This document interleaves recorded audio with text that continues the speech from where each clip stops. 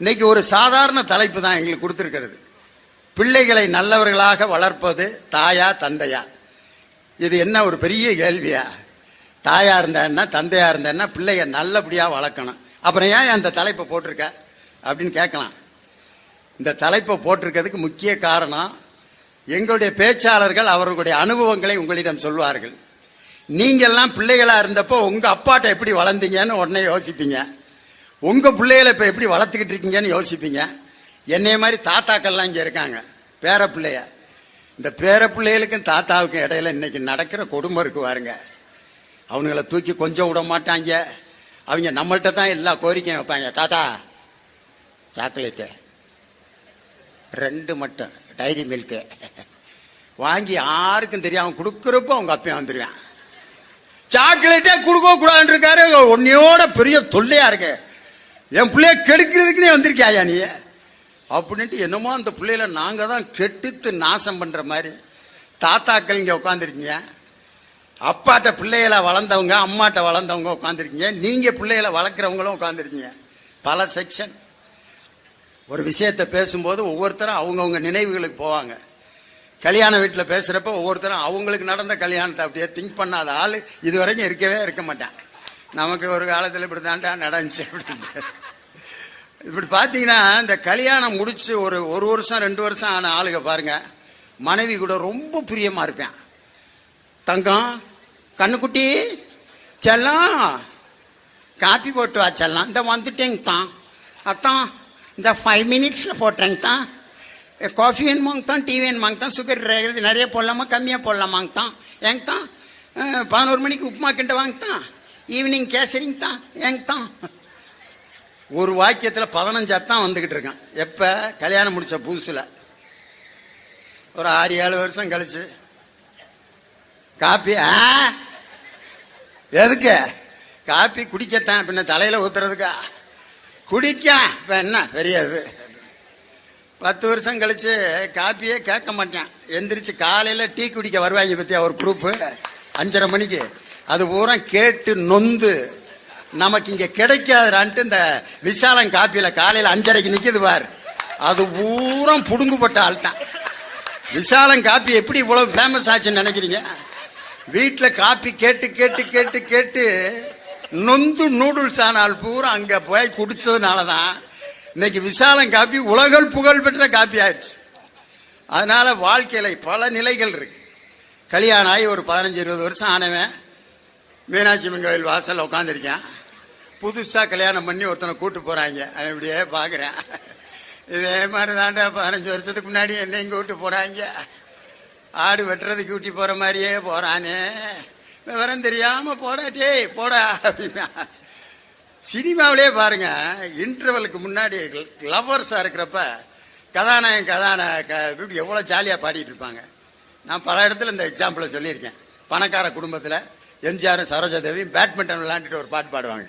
பறக்கும் பந்து பறக்கும், அது பறந்தோடி வரும் தூது, சிரிக்கும் அழகு சிரிக்கும், அது சிரித்தோடி வருமா, இதுதான் அந்த நிலவோ என்று முகம் பார்க்கும் வண்ண பந்து அப்படின்னு பாடுவாங்க.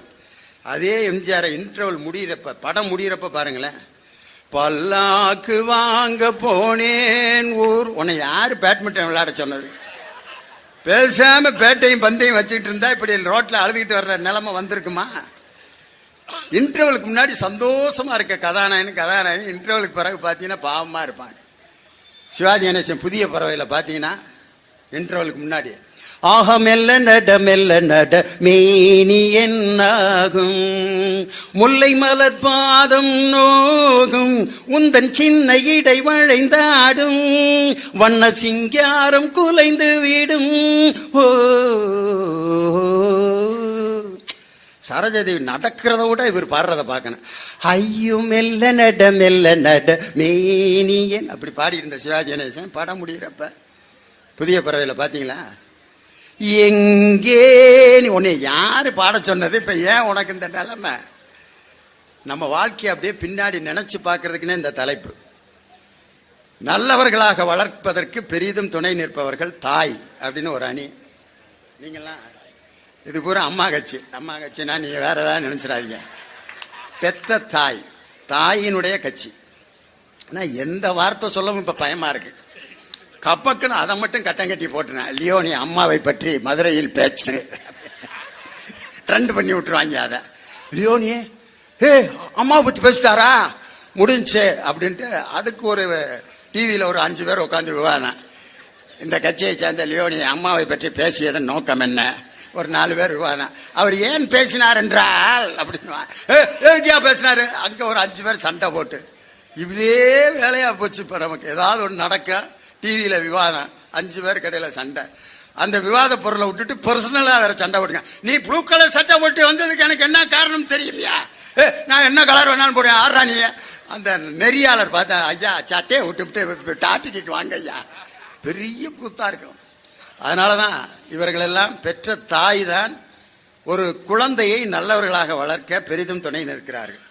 அவருடைய அணித்தலைவர் வந்திருக்கிறது என்னுடைய அருமை தம்பி கவிஞர் இனியவன். பேர் மாதிரியே தான் அவர். எவ்வளவு கஷ்டமான பாட்டு கவிஞர்கள் எழுதினாலும் அதுக்கு அர்த்தம் சொல்ற ஒரே பேச்சாளர் உலகத்திலே இவர் தான். மலம பித்தா பித்தாத்தே மலம பித்தாத்தே, அந்த பாட்டுக்கு விளக்கம் சொன்னார்யா. அதை எழுதின சிவகார்த்திகேயன் நான் வாய்க்கு வந்ததெல்லாம் எழுதினேன், உங்கால தான் அதுக்கு டிக்ஷனரியை போட்டு விட்றாரு அப்படின்னு. கெட்டிக்காரரு கவிஞர் இனியவன், மிலிட்ரிக்காரரு. உடம்பை பார்த்தீங்களா? பெத்த தாய் எப்படி சோறு போட்டிருந்தா இந்த உடம்பு அப்படி கிச்சன் இருக்கு பாருங்க. அதனால தான் பெத்த தாய்ங்கிற அணியில் சேர்ந்திருக்காரு. அவர் பார்த்தீங்கன்னா தாயால் பிறந்து தாயால் வளர்க்கப்பட்டு ஒரு தாயினால் உருவான ஒரு மகன். அதனால தான் அவர் தாயை பற்றி பேசணுன்னு மேடையில் கண் கலங்கிடுவார். ஒரு மகனை ஒரு தந்தைக்கு பிறகு ஒரு தாயால் வளர்க்க முடியும் என்று நிரூபிக்கப்பட்ட ஒரு தாயால் வளர்க்கப்பட்ட ஒரு அற்புதமான மகன் என் அருமை தம்பி மதுரை சங்கர். அதனால தான் அவர் அந்த அணியில் தான் நான் பேசுவேன்ட்டார். அதனால் அவர் அந்த அணியில் போட்டிருக்கோம் மதுரை சங்கர். எங்கள் ஊர் பேரை நீங்கள் போடணும் அப்படின்னு சண்டை போட்டு வாங்கினார். நீங்கள் மட்டும் திண்டுக்கல் லியோனி, நான் தலப்பா கட்டிய பிரியாணி மாதிரி நீங்களும் திண்டுக்கல் லியோனின்னு போடுறீங்களேன்னு. எங்கள் ஊரை ஒருவேளும் மதிக்காமல் இருந்தாங்க.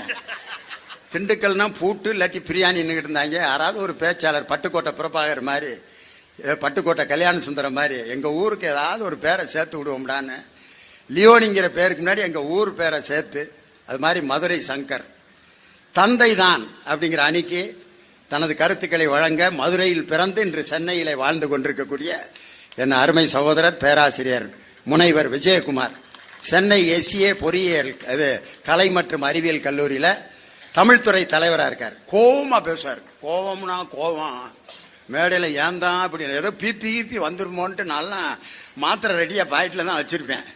என்னை காப்பாற்றணும்ல. அப்போ ஆனால் பார்க்க அப்படித்தான் இருக்கு, ஆனால் ஒன்றும் இருக்காது. பேச்சு அப்படி இருக்கான். நான் எதற்காக இப்போ நான் பேசுகிறேன் என்றால் அப்படின்னா பட்டிமன்றம்யா, என்னையா கோர்ட்டில் கூட வக்கீல காசு வாங்கிட்டு இப்படி பேசுறது கிடையாது. நீ என்ன இந்த போடுவேன் ஒருத்தருடைய பேச்சு முறை அப்படி பேசினா தான் அவங்களுக்கு பேச்சு மாதிரி இருக்கும். சில பேர் மெதுவாக பேசுவாங்க, பார்த்துருக்கீங்களா? ஒரு வரவேற்புரைக்கே 3/4 மணி நேரம் பேசுவாங்க. அன்பிற்கும் மரியாதைக்கும் பாசத்திற்கும் உரிய இந்த நிகழ்ச்சியின் தலைவர், பெருமதிப்பிற்குரிய தலைவருக்கே ஒரு 3 வருஷம் வயசாகி போயிரும் போல இருக்கு வரவேற்பு முடிகிறதுக்குள்ள. அப்படி பேசுகிற குரூப் இருக்கான். சில பேர் வேகமாக பேசுவாங்க. நான் எதற்காக இந்த கருத்துக்களை சொல்ல வேண்டும் என்று விரும்பினால், கம்பர் என்ன சொன்னார்? உன்பெரும் தேவி என்ன உரிமைக்கும் உன்னை பெற்ற மண்பெரும் வரை என்னும் வாய்மைக்கும் விதலை மன்னன் தன்பெரும் தனை என்னும் தகைமைக்கும் தகைமை சான்றால் என்று கம்பர் சொன்ன அந்த வாக்கியத்தை பாரதி எப்படி சொன்னான் தெரியுமா? ஏட்டையும் தொடுவதில்லை என்று எண்ணி இருந்தவர் மாய்ந்து விட்டார், வீட்டுக்குள்ளே பெண்ணை புட்டு. என்னடா ஏன்டா இந்த எக்ஸ்பிரஸ் வேகம்? சில பேர் இப்படி வேகமாக பேசுவாங்க. ஆனால் நம்ம விஜயகுமார் கோபமாக பேசுவார். தந்தையங்கிற அந்த பக்கம் தந்தையங்கிற அணியில் மரியாதைக்குரிய அருமை தம்பி தேவகோட்டையில் ஒரு நூலகராக பணியாற்றி கொண்டிருக்கக்கூடிய அருமை தம்பி தேவகோட்டை ராஜன். பாட்டு படித்தார்னா மைக்கே தேவையில்லை. டிஆர் மகாலிங்க மாதிரி சிவபெருமானே கிளம்பி பரப்பிட்டு வந்தார்ல, இசை தமிழ் நீ செய்தா நான் வர்றேன் பொறு அப்படிங்கிற மாதிரி வாய்ஸ் அப்படி இருக்கான். பாட்டோடு உங்களை சந்திக்க வந்திருக்கும் ராஜன்.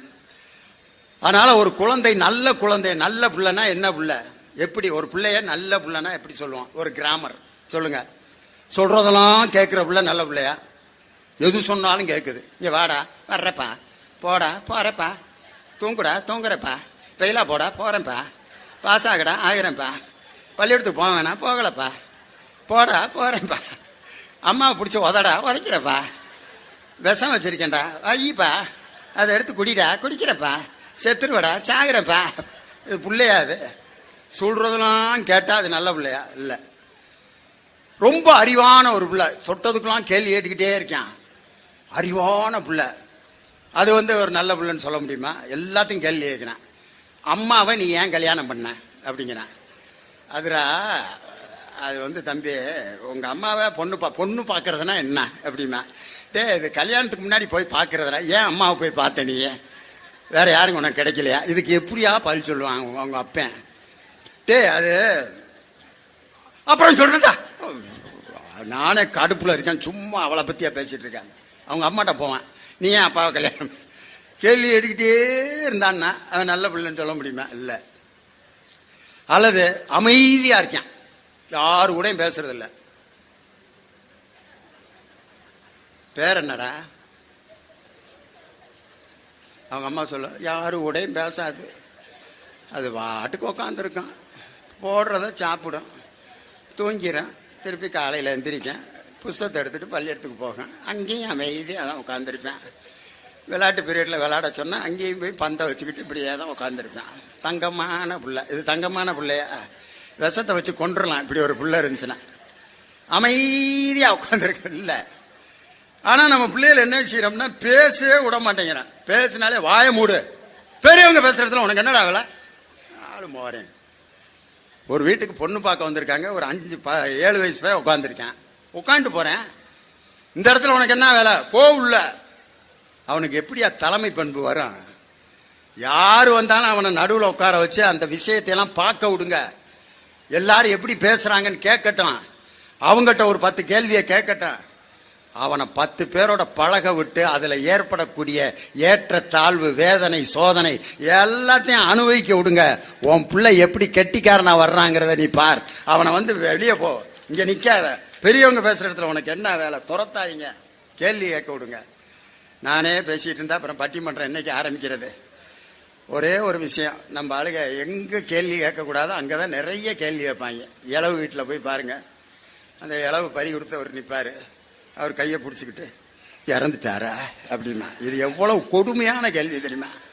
செத்து துணியை கட்டி வச்சிருக்கேன், இறந்துட்டாரான்னு கேட்பேன். இந்த கூறு கட்டவனு பதில், ஆமா இறந்துட்டார். அதுக்கு மேல ஒரு முட்டாள் கேள்வி கேட்பேன், எப்படி இறந்தாரு, செத்தா காட்ட முடியும்? அதுக்கு நான் பதில் சொல்லேன், 5 மணிக்கு சாப்பிட்டு உட்காந்து இருந்தாரு, நெஞ்சு வலிக்குதுன்னாரு.